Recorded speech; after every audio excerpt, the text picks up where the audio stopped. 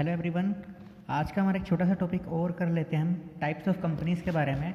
हमने ये features of company में भी एक छोटा सा टॉपिक पढ़ा था, जिसमें एक पॉइंट था जिसमें हम टाइप्स ऑफ कंपनीज के बारे में पढ़े थे। Transferability of shares, companies are of two types, public and private. तो आज बहुत छोटा सा टॉपिक है, बहुत जल्दी हो जाएगा, तो ज़्यादा टेंशन लेने की जरूरत नहीं है, जल्दी हो जाएगा ये।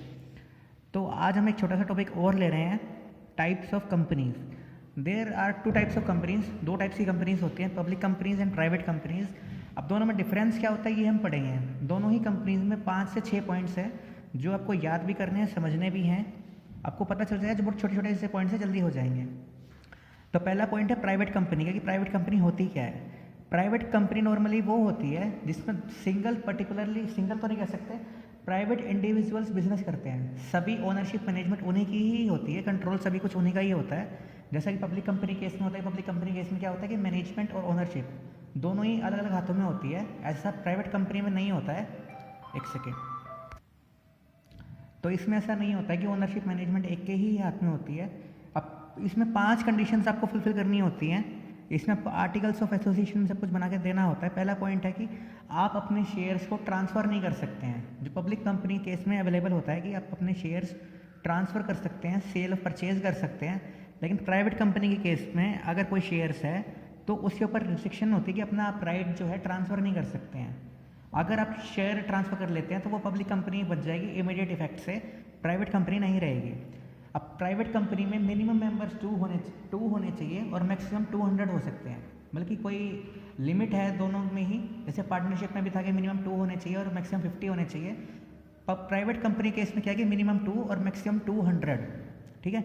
अब 2 कंडीशंस हैं। अगर ऐसा होता है तो वो प्राइवेट कंपनीज के मेंबर्स नहीं माने जाएंगे। पहला पॉइंट है who are present employees and also the members of the company. वो जो मेंबर्स है कंपनी के और एम्प्लॉयज़ भी हैं, वो इन कंपनी के मेंबर्स में नहीं काउंट किए जाएंगे।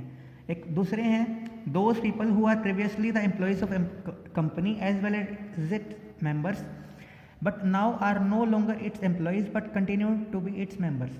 जो पहले एम्प्लॉयज़ थे और मेंबर्स भी थे, लेकिन आप एम्प्लॉयज़ नहीं हैं, मेंबर्स हैं, तो वो भी उस 200 की काउंटिंग में काउंट नहीं किए जाएंगे।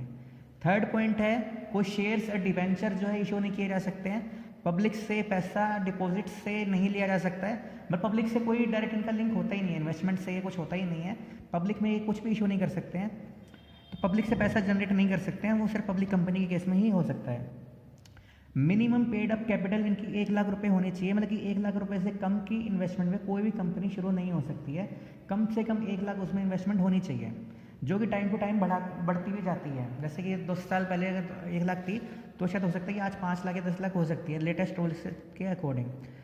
प्राइवेट कंपनी को अपने नाम के साथ में प्राइवेट लिमिटेड जो वर्ड है ये मेंशन करना बहुत कंपलसरी होता है, मैंडेटरी होता है। उसके बाद में उनको काफ़ी सारे प्रिविलेजेस या कंसेशंस भी मिलते हैं। जो भी प्राइवेट कंपनी होती है, जैसे मतलब कि ABC नाम है उनका, तो उनके साथ में प्राइवेट लिमिटेड या PVT LTD लिखना कंपलसरी होता है, जिससे कि पता चल सके कि ये कंपनी प्राइवेट लिमिटेड है, प्राइवेट कंपनी है। अब जैसे कुछ एग्जांपल्स यहाँ पे शो भी कर रखे हैं।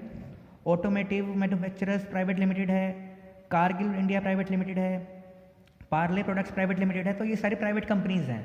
अब ये कैसे पता चलेगा कि ये प्राइवेट कंपनी पब्लिक कंपनी है? जो इसमें दिख रहा है PVT क्या मतलब होता है? प्राइवेट। और LTD क्या मतलब होता है? Limited, private limited company.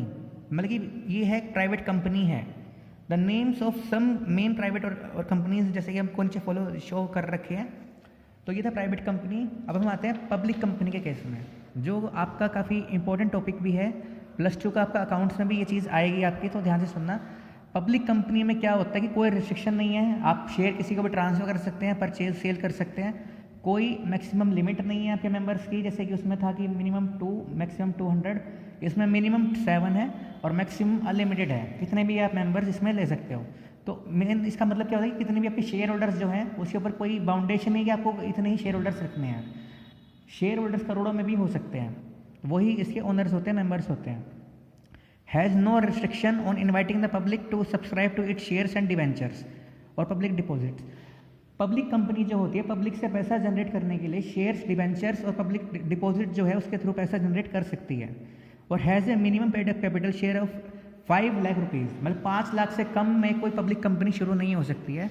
और 6 पॉइंट जो छोटा सा पॉइंट ये है कि पब्लिक कंपनी को अपने नाम के साथ में लिमिटेड रखना, लिमिटेड जो वर्ड है वो जरूर मेंशन करना पड़ेगा। जैसे प्राइवेट कंपनी केस में प्राइवेट लिमिटेड था, पब्लिक कंपनी के केस में लिमिटेड होना जरूरी है, ये मैंडेटरी होता है। कुछ कंपनी से नाम शो भी कर रखे हैं। तो इसमें प्राइवेट कंपनी में क्या होता है कि minimum members 2, maximum 200, public company के केस में मिनिमम 7, मैक्सिमम अनलिमिटेड।